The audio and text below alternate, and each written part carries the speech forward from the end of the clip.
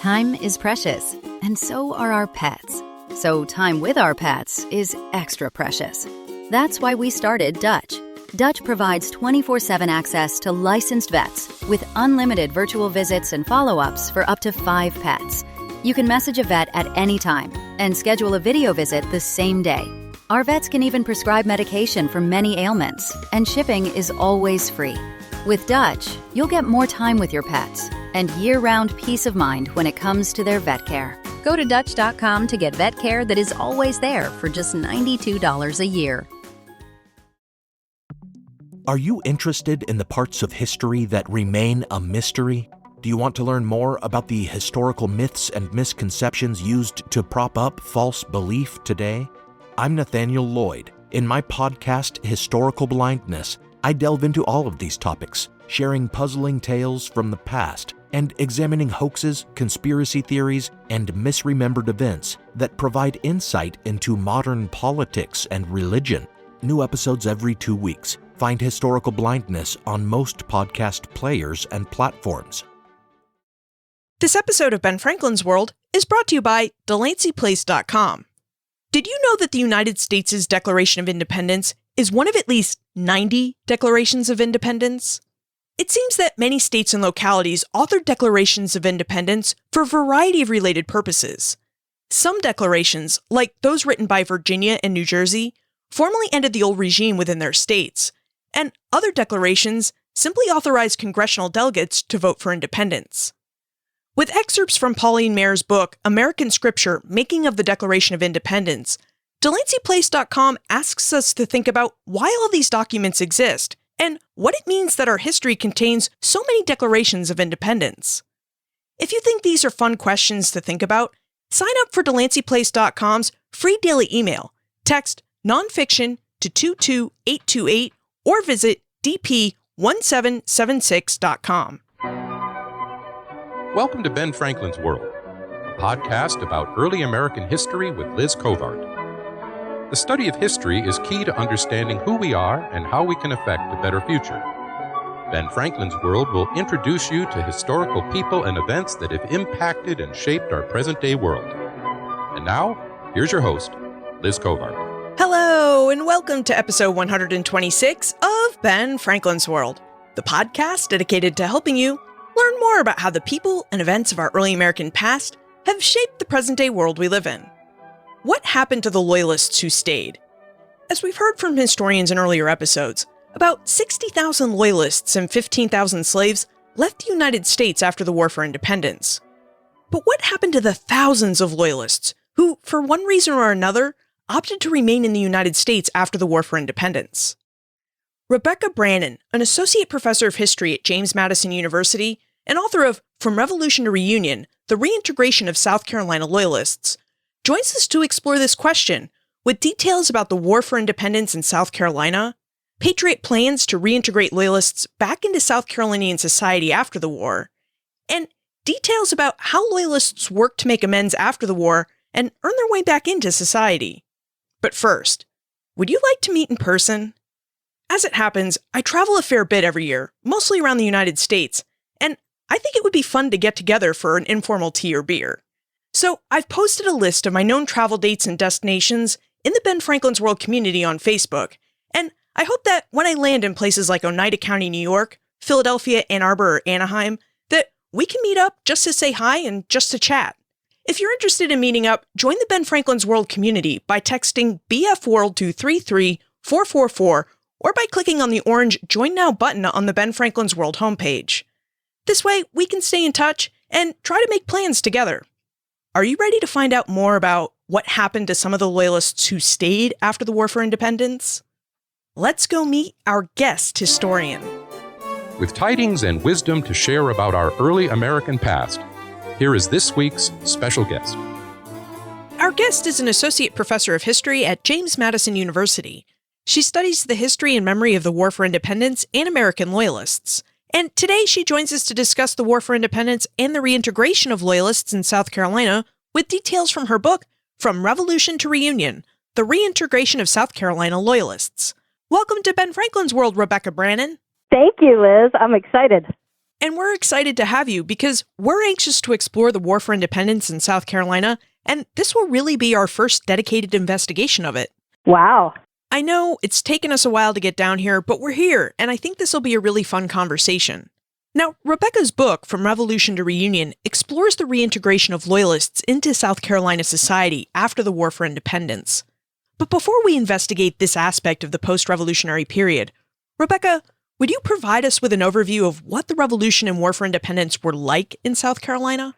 In short, nasty and terrifying if you had to actually live through it. In many other places in early America, the Revolution followed the rules of ordinary organized warfare in the 18th century armies, which at least some of the time followed their commanders' orders. But in South Carolina and Georgia, it became a true civil war, and that civil war was fought by guerrilla units on both sides, often with a local loyalist leader or a local patriot leader, and enlisted men who are from the area, who are fighting their own neighbors, and who use their knowledge of the local terrain to terrify civilians, show up unexpectedly, and otherwise create a lot of terrifying chaos across the region. So the war in South Carolina was really a case of neighbor versus neighbor and farmer versus farmer. Absolutely. And I often talk about the fact that there were far more brothers fighting brothers in South Carolina in the American Revolution than there ever was in the American Civil War. One of my favorite cases is the Lacey family. Edward Lacey was a Patriot militia leader, but his old father was this angry loyalist. And one night, Edward Lacey shows up with his militia unit planning a dawn attack the next morning on a loyalist militia unit nearby. And in the middle of the night, they catch his old father trying to sneak out of the house to deliver intelligence to this loyalist unit, which of course would have put his own son's life in danger. But he's so committed, right? He tries to sneak out of the house.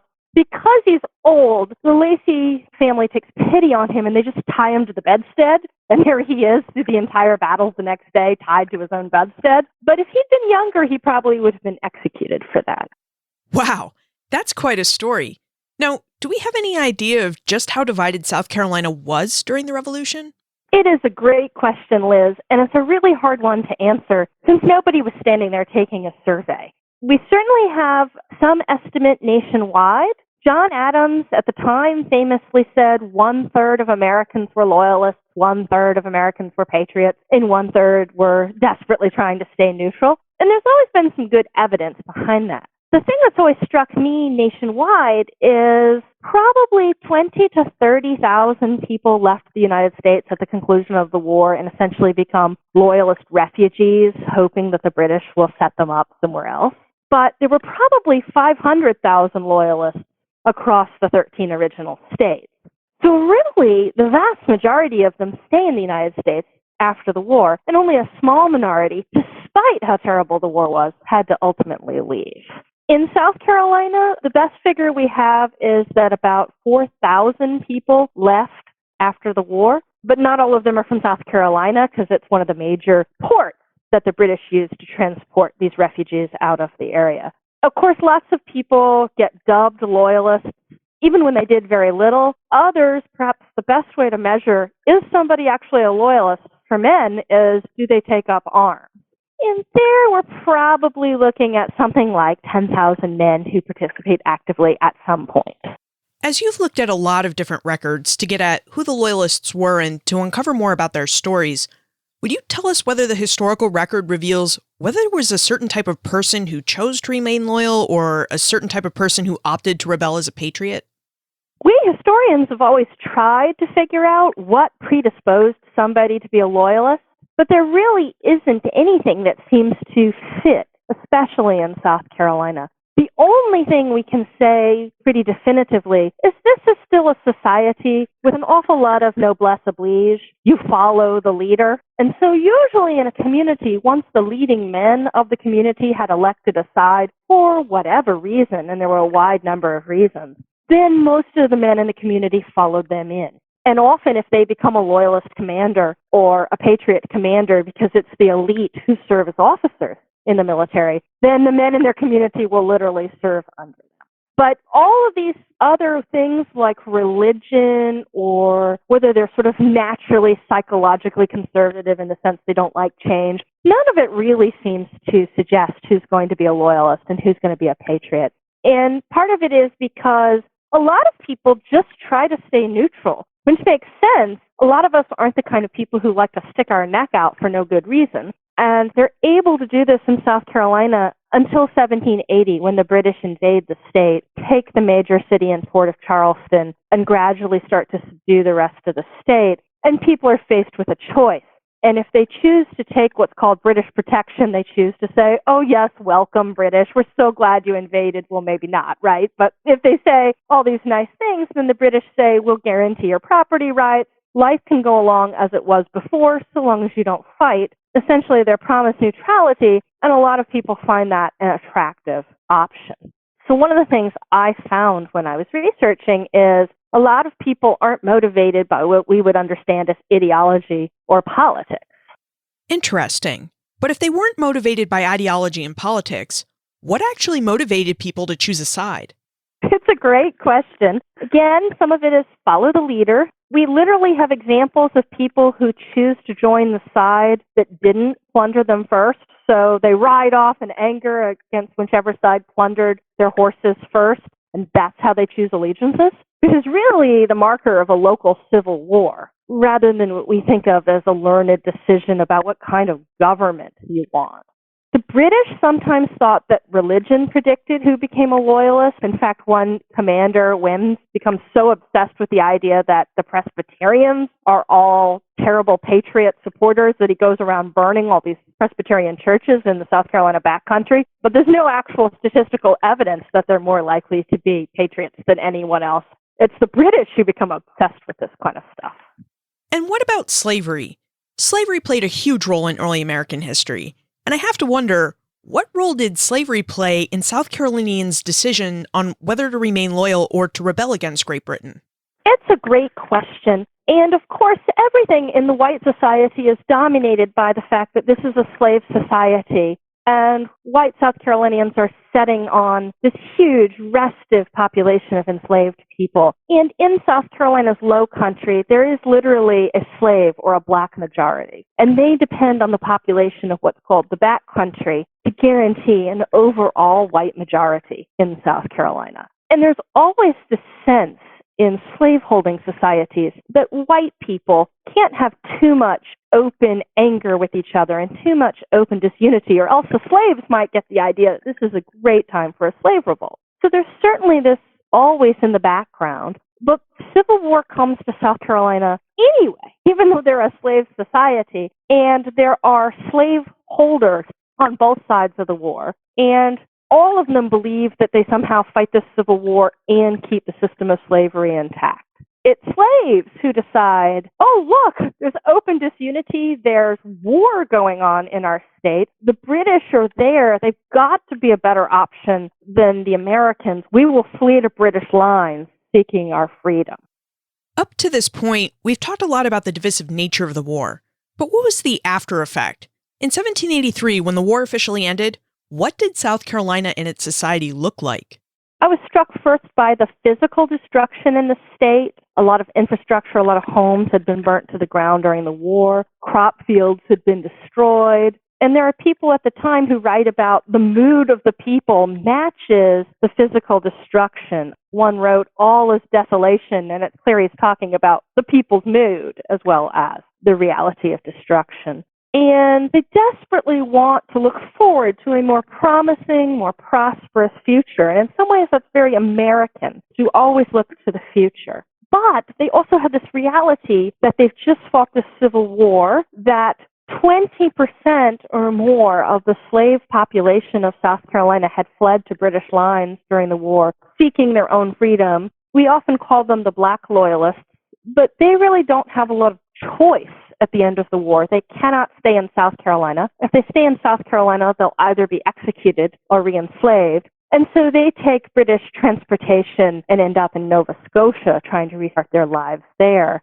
The net effect in South Carolina is you have a slave society that feels undermined. People feel like they've lost their property, they've lost their wealth. Even the victorious patriots are constantly ruminating on the destruction of their estates, the loss of value. And so then they're trying to look forward to the future. What can we build for ourselves? And in the midst of all of this are thousands of loyalists who have elected not to leave with the British, who are making overtures to their neighbors, who are returning to their properties, even if the law says they can't, they do it anyway. And they're trying to essentially make nice, apologize, and recreate these connections with their neighbors at the same time that everybody is trying to rebuild their society and their wealth.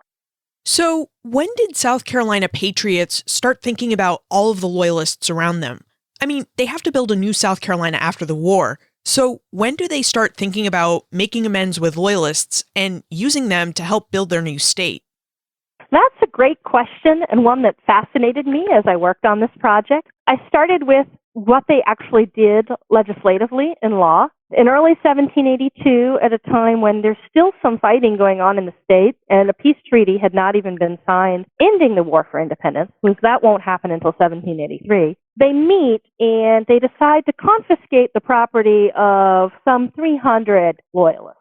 It's almost 400 on the list, but if you look closely, a good fourth of them are actually London merchant houses, and they're just confiscating property left in the United States. They aren't sort of individuals who are living there. And on the face of it, the Confiscation Act is a very harsh piece of legislation that says, okay, for those 300 people who are unlucky enough to be on the Confiscation Act, all of their property is confiscated from the men and their wives and children. It's forfeit to the state. They lose their citizenship. They're banished. But in fact, when I started looking at what the legislature was doing, they essentially advertised, hey, Loyalists, we're thinking about confiscating your property. And they give them multiple chances to return to Patriot lines and for men to serve in the Patriot militia. And this is at a time when the worst of the fighting is over. And they essentially keep advertising, hey, you have a chance to come back. And in their letters, you even see excitement. After this was announced in Charleston, more than 100 Loyalists have trickled into camp, have taken this offer. So on the one hand, there's this harsh-seeming punishment, and on the other hand, it covers up the fact that hundreds more are coming back to the Patriot side, are being given a second chance. And who decided to give the Loyalists a second chance? I know from studying other places like Massachusetts and New York that there's always an internal divide between those who live in the city and those who live in the country. Did South Carolina have a similar divide in its politics? Was there one party who dominated their government and said, hey, we're going to pass this Confiscation Act and give Loyalists a second chance? In my reading, no. In my reading, ultimately, the state, all of its citizens agree this is the best move. It takes them 2 years to get there. In 1782, they confiscate some of this property, and in 1784, they end up giving almost all of it back in a mass clemency action. And what happened in the meantime is they had started off being generous to all but a few, and those few largely ignore the requirement to leave the state. And in the back country, most of them weren't wealthy enough to be on the original list. But what's happening all around the state is that Loyalists are writing letters from the safety of Charleston, apologizing to their former neighbors. And they're reaching out and they're using their social connections. And in a few cases, we have evidence that they get letters back saying, if you show your face here, we'll kill you. And those people leave with the British. And the rest of them get much more grudging letters that essentially say, well, I'm not ready to forgive you yet, but come back and we'll keep talking. They don't put it exactly that way, but that's the message.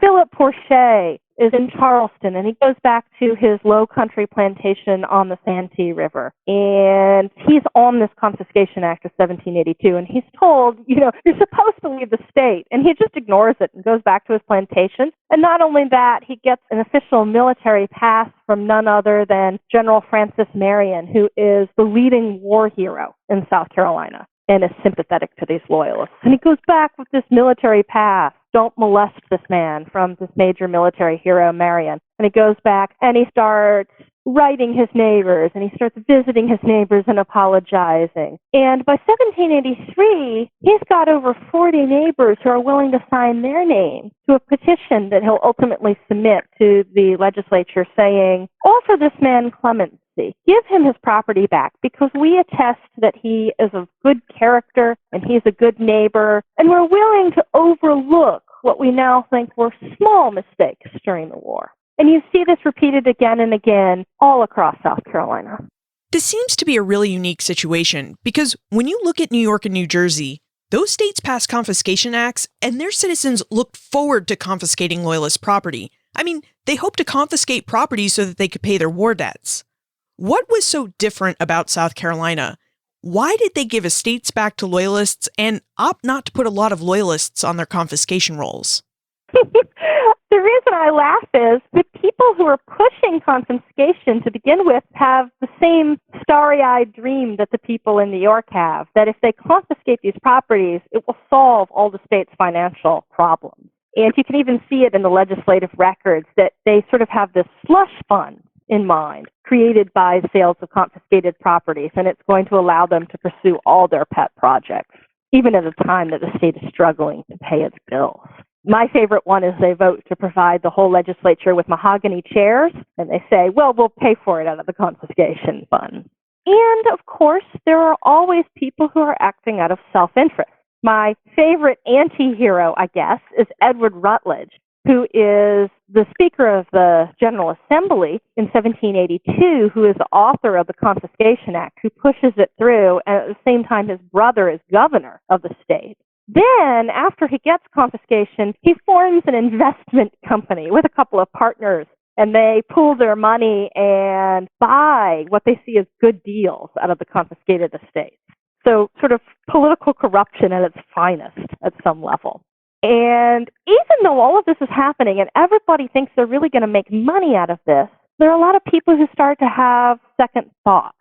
Perhaps especially as it becomes clear that the people who are going to profit from this are the same people who've profited from everything. Historians used to hope that, if nothing else, confiscated estates would have at least democratized landholding, allowed people without much to get a foothold in society. But when you look back, there's absolutely no evidence that that happened.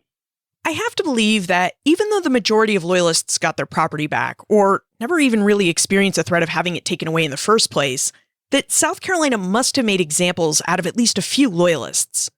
Could you use these examples to answer Andrew's questions? Andrew would really like to know how the process of Loyalist property confiscation took place and what legal cases looked like when those Loyalists tried to reclaim their property. It's a good question. Of course, they definitely had some scapegoats, or what Adonis Burke of South Carolina called, you would throw a tub to a whale to satisfy the public. There are fewer legal cases than there are in other states. So when I think about New York, I think about Alexander Hamilton's involvement in the Rutgers case, and there's another similar case out of North Carolina. The interesting thing about South Carolina is South Carolina largely closes off the use of the courts to settle these questions, in part because one of their leading jurists, Adonis Burke, is adamantly opposed to using the courts. And there's an incident in 1783 that Adonis Burke himself may have kind of ginned up to make his case that it was a bad idea to use the court system, where he's in the back country, and it's not a case about property so much as it's a case about war crimes. A man with the eternal name Matthew Love, who is accused of war crimes, and the court wants to prosecute him. The people want to use the courts to prosecute him for what they see as war crimes during the war, and what he's accused of is going around the battlefield and killing men who are laying there gasping for breath, and he's running them through with his sword. And they try to try him in 1783 for murder, and Burke says, no, you can't do this. The Treaty of Paris that ends the war won't let you do this, and it's a bad idea. It's ex post facto justice. You can't do this. And so the crowd lets him go up to his chambers, grabs Matthew Love, carries him out of sight of the courthouse, and hangs him from the nearest tree that Burke can't see. And Burke writes about this and uses this larger goal, which is to keep issues of which Loyalists get clemency and why at the level of the legislature instead of in the courts. And so the actual answer is there's almost no famous court cases because they keep it in the legislature. And the legislature chooses to offer mass clemency in 1784 to the vast majority of Loyalists that they had made examples of 2 years before. And then they hold the line after that. We've talked a lot about how patriots crafted plans and schemes to reintegrate Loyalists. But did Loyalists play any part or take any active role in their own reintegration into South Carolina society? Absolutely. Their lives and their fortunes were on the line, and they absolutely worked very hard to reintegrate. First, they had to apologize, and apologizing is hard, and some of them had to apologize multiple times to the same person. My favorite example is Elias Ball, who apologized not once, not twice, but 3 times to his uncle Henry Lawrence before Henry Lawrence finally accepted his apology. And these are all letters, right? Even in the last letter, when Henry Lawrence finally accepts his apology, he has to chide him and remind him that he chose the wrong side, that his political principles are suspect, that his judgment is flawed. But now that he's finally given an apology that Henry Lawrence will accept, Lawrence, who is, by the way, one of the negotiators of the treaty that ends the war for independence, right? So somebody who's absolutely involved at the highest levels, chooses to accept this apology. But even then, he exacts a price. Elias Ball was on the confiscation list, which meant he was banished from South Carolina. So Henry Lawrence says to him in a letter, "All right, I'd like to help you out. You can go live on my Georgia plantation. Since you're not on the confiscation list of Georgia, you can legally live there, and you can be my overseer." And Elias Ball had managed to preserve some of his property and slaves.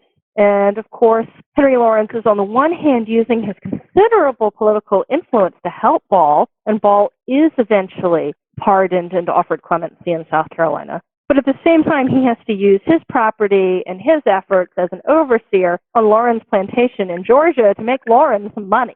And even then, Lawrence kind of exacts a price along the way.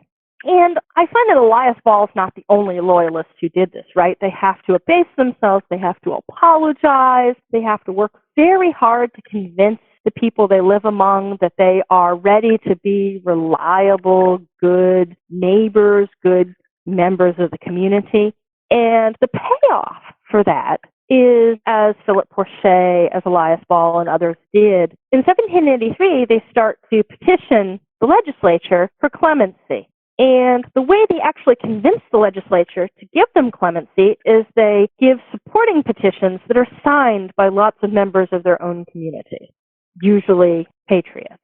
And when I went and looked at who actually managed to get clemency in the 1784 Act and who didn't, if you don't submit a supporting petition with a bunch of names of neighbors who are willing to attest to your character, your application is dead on arrival and you're not going to get clemency. It's only those who can show that they've done this hard work of reestablishing these ties and convincing those around them that they're going to be good neighbors and good citizens going forward who are able to get clemency. We've brought up the South Carolina Clemency Act a couple of times now, and I do really want us to explore this act in detail. But first, I think we need to know exactly what these apologies sounded like. You noted that they took the form of letters, but what was their tone? What exactly do you write to your Uncle Henry Lawrence to say, "I'm really sorry, and please believe me, I'm really sorry"? I wish I knew exactly how you make that case. It must have been incredibly difficult. But the interesting and telling thing is none of these letters exist. The way I know this is what they did is I have the letters that patriots sent in reply. So I have the letters Henry Lawrence wrote to Elias Ball, and I have the letter Henry Lawrence wrote to his other overseer telling him, "Hey, Elias Ball is coming and here's why." In other cases, I have in the petitions, neighbors report who have good patriot credentials themselves that I did get an apology and that I did get this letter seeking this, but none of the actual apologies exist. And by the time they get to the legislature, it seems like nobody wants to put anything frank in writing. You don't want to tell the legislature exactly what you did in the war in case that makes your case harder. So really, I'm talking about, right, what patriots say they got, and they don't have any existing letters from these loyalists. So I'd love to know exactly how you seem reliable and trustworthy, yet penitent and really, really sorry, but I don't have an example.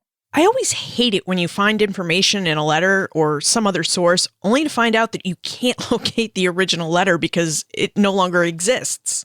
Absolutely, especially when you can't imagine writing one of these yourself. What do you think happened to these letters? Do you think that family members burned them so that they could protect the legacy of their family name? I absolutely think they didn't want these to exist. I don't think it's an accident. I think it's too perilous. Henry Lawrence, I use his papers because he preserved them. There are something like 16 volumes of Henry Lawrence published papers in the official collection, and you want to tell me he has no letters from Elias Ball? Somebody destroyed them. Now we should go back and revisit the Clemency Act of 1784. Would you tell us about the act and what changed in South Carolina? Because in 1782, the state passed a Confiscation Act, which was meant to punish Loyalists. And yet, in 1784, just 2 years later, the state passed a Clemency Act, which could really be seen as an act to forgive Loyalists.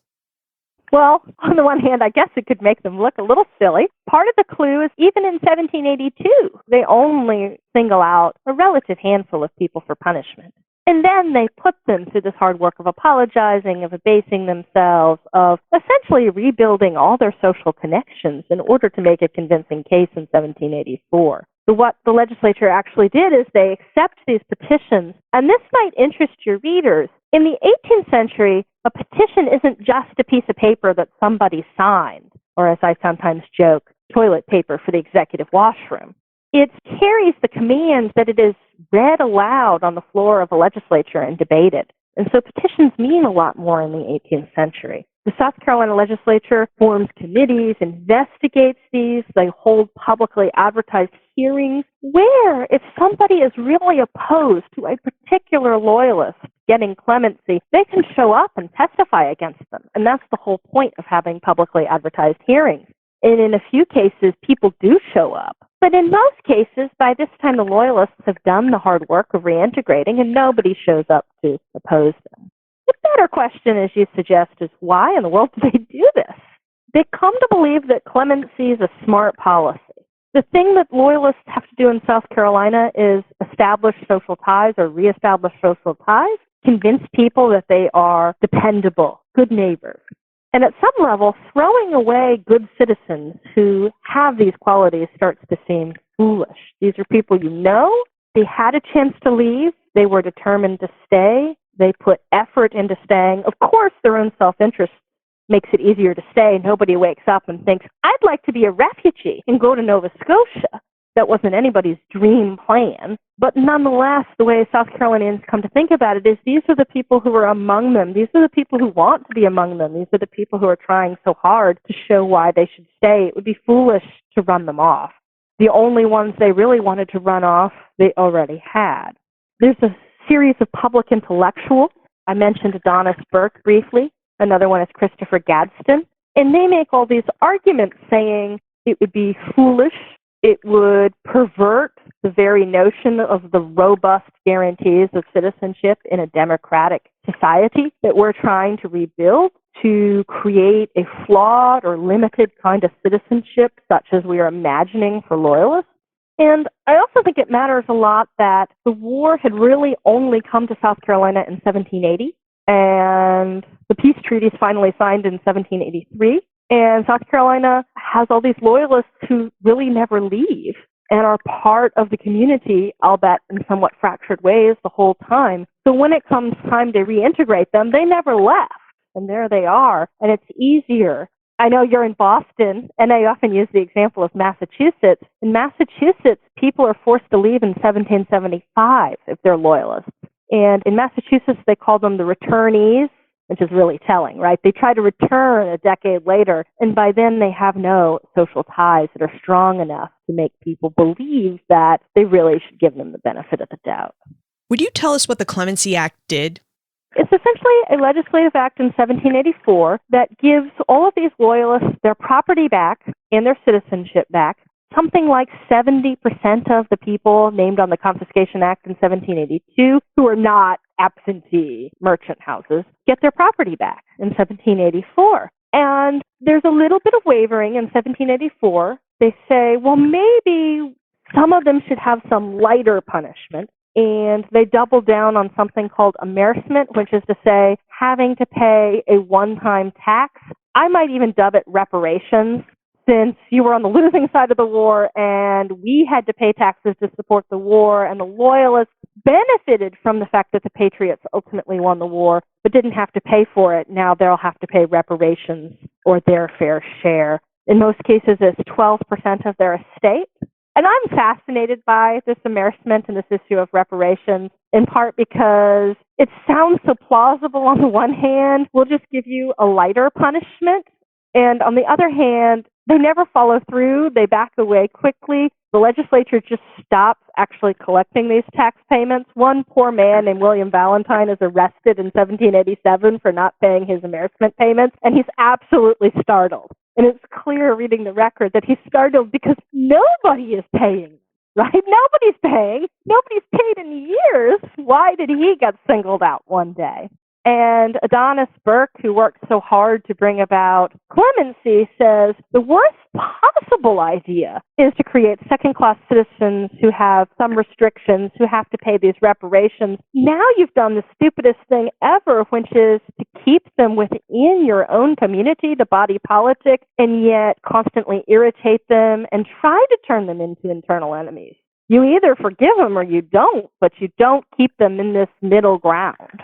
In your book, From Revolution to Reunion, you noted that South Carolinians offered the most generous clemency in the United States. And I wonder if you could just talk to us for a moment about what aspects of the Clemency Act of 1784 made it so generous. First, how many people it covered, how very few people in South Carolina paid the ultimate price for their loyalism or for their sometimes practical decision to go with the British when the British were the strongest. It was the most generous because they rapidly turned away from sort of halfway house solutions like the amercement I spoke about. Some states also, and South Carolina tries this briefly, have restrictions on voting. Okay, we'll reintegrate some former loyalists, but they can't vote. In one place, they can't be teachers. All sort of limitations on their citizenship. And South Carolina pretty rapidly turns away from the idea that you could or should create a second-class kind of citizenship, as attractive as it might be to limit the rights of citizenship for former loyalists who are, of course, often deemed traitors. You ultimately create second-class citizenship for everybody. This is a nation that fails so dramatically at creating a world that's fair no matter your race, no matter your ethnic origin. And yet, in the instance of the Loyalists, they really do manage to create this more fair and just society that says either you're a citizen or you're not. We are not going to live with these sort of halfway house solutions. And so I think it's very generous in that way, too. We've explored how the War for Independence in South Carolina was a civil war, neighbor fighting neighbor, brother fighting brother. And we've also explored the different ways that South Carolinians reintegrated Loyalists into their society. And Patrick has a question regarding reintegration. Was the reintegration of Loyalists into South Carolina society more emotionally charged than the reintegration of Loyalists into Northern state society? Given that, as we've discussed, the war in South Carolina was very Civil War-like and so very violent. Great question. It absolutely was emotionally charged, given the incredible ferocity of the war. And yet, and this is the miracle at some level, despite their hatred for each other, they chose to forgive and even to forget. And surprisingly, it was actually harder for Loyalists to return to Massachusetts than South Carolina. And I suspect the reason was most Massachusetts Loyalists had to flee in 1775 and 1776. Even if they didn't leave the United States, they left Massachusetts. They went to other British Army camps. When they sought to return, it was a decade later. They were literally now strangers, not neighbors, friends, and intimate acquaintances. And even though the experience of Civil War was worse in South Carolina Loyalists end up finding it easier to reintegrate and reclaim their property than those from Massachusetts. Bonnie would like to know more about the Loyalists after their reintegration back into South Carolina society. Specifically, she'd like to know what impact they had on the new nation and on helping the new nation move forward after such a divisive war. I think that's a really interesting question, and it's one I might want to explore more in the future on the national scale. I know in South Carolina, the fascinating thing is Loyalists quickly go on to recover the same social and economic position they had before the war. Some serve in the state legislature. Some Loyalist commanders are elected to state legislative roles by 1790. I think that the fact that Loyalists are reintegrated into the United States is this moment when we choose to be a more inclusive union, a more inclusive nation, because past political mistakes were forgiven because we turned away from any idea that you could have second-class citizenship or that citizenship could have constraints or limitations for some but not others. As I suggested, there were bans on voting, and states gradually turn away from them. And with the adoption of the Constitution in 1787, all of these voting restrictions are supposed to go away. I know that in South Carolina, on this part, I'm fascinated by the children and grandchildren of Loyalists go on to intermarry with the children and grandchildren of Patriots to lead illustrious and wealthy lives. And yet, I was fascinated to find that several of the early South Carolina figures of preserving historical monuments, of historical preservation, are the grandchildren of Loyalists. So Anne Pamela Cunningham, who is the woman who preserved Mount Vernon for the nation, is the grandchild of several Loyalist commanders. The Cunninghams were an infamous Loyalist family. It was not her grandfather, but it is a relative who was nicknamed Bloody Bill Cunningham for his Loyalist exploits. And she was well aware of this background, and yet ultimately what she does is she preserves Mount Vernon, she preserves George Washington's patriot legacy for the nation. And so I was just fascinated to discover how many historic preservationists who preserved all of this for us are actually the descendants of Loyalists, who are almost writing themselves into our patriot nation. I'm really glad you brought up Anne Pamela Cunningham, because Anne Pamela Cunningham in this discussion of preservationists is a perfect transition into the time warp. This is a fun segment of the show where we ask you a hypothetical history question about what might have happened if something had occurred differently or if someone had acted differently.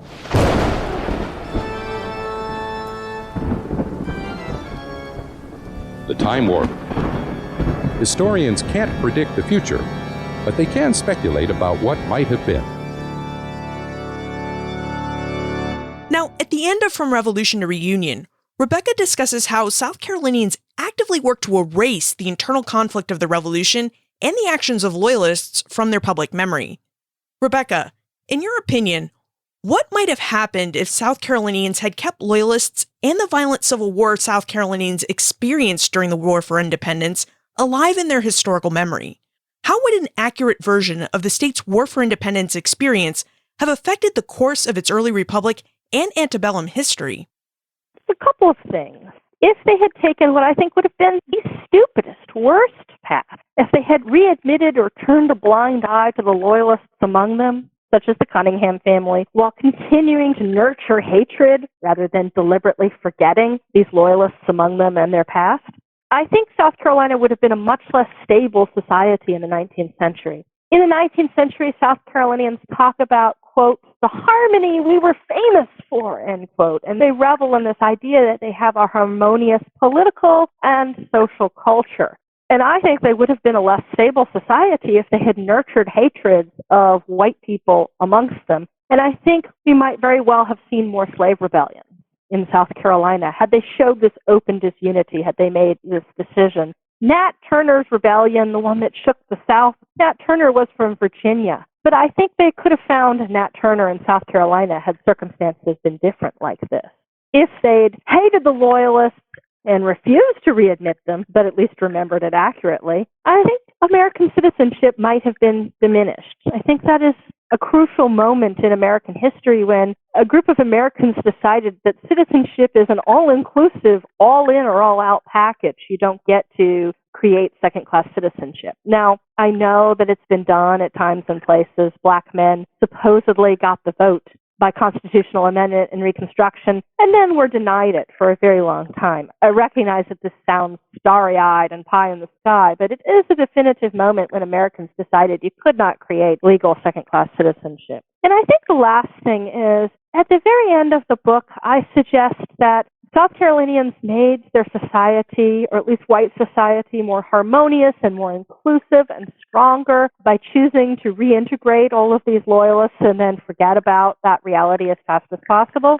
But that the dark side of that was They almost skipped into the American Civil War without tempering their expectations for how brutal civil wars really can be, and that they had forgotten in all of this that they too had fought a civil war and that it has been brutal and terrorizing and horrible.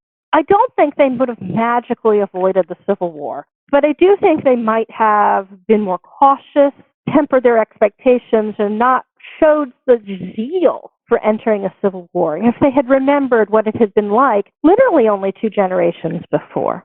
Now that you've explored the Loyalists who stayed and their reintegration into American society, what are you researching and writing about now? While I'm still interested in reintegration on the national level, I have some new research on old age and aging in the 18th century. I want to know where we got our terror of getting old from, and when it was we came to think that creativity had to be tied to youth.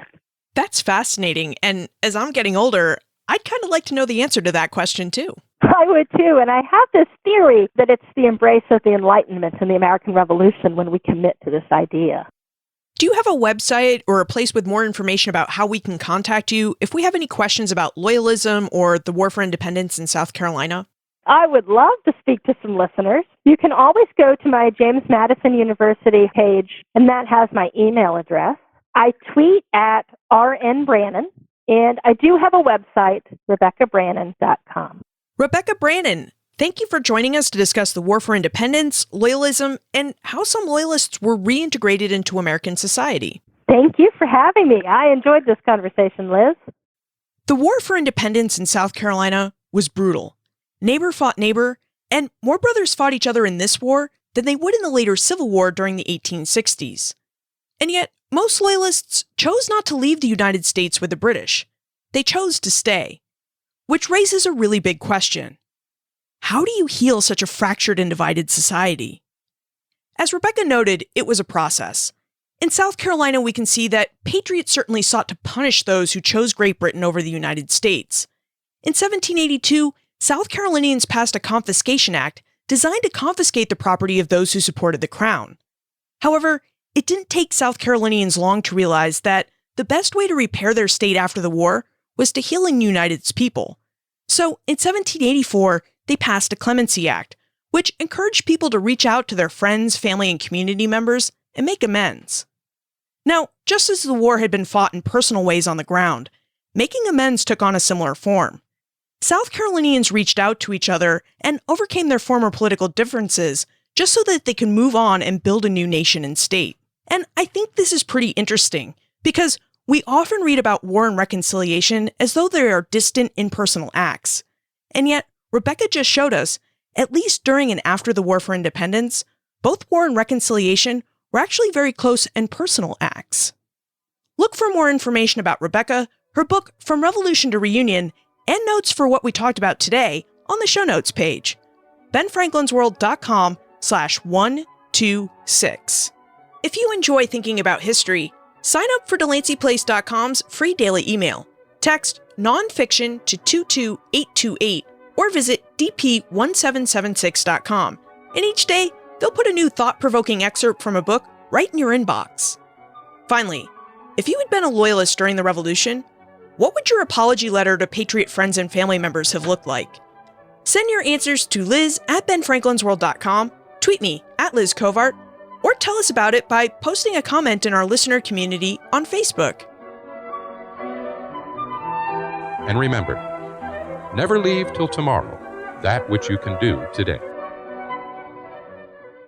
As a longtime foreign correspondent, I've worked in lots of places, but nowhere as important to the world as China. I'm Jane Perlez, former Beijing bureau chief for the New York Times. In our third season of Face Off, the US versus China, we'll explore some of the biggest issues dividing these global powers today. Trump and Xi Jinping, AI, China's growing military might, and also robots. New episodes of Face Off are available now, wherever you get your podcasts.